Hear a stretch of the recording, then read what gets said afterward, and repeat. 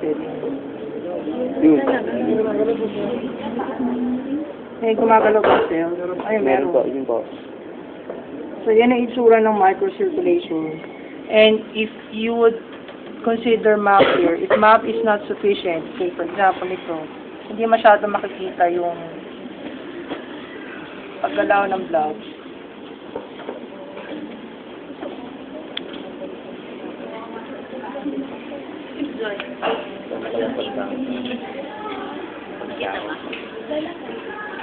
Oh. Siyempre.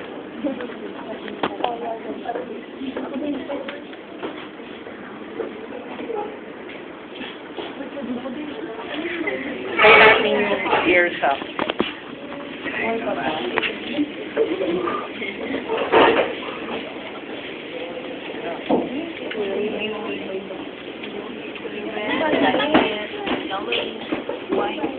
Pakimove it closer yung cup.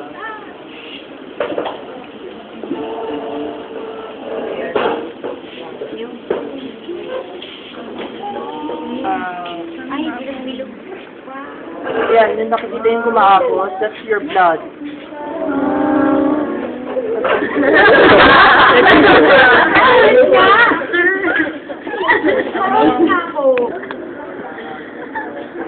Option. Option.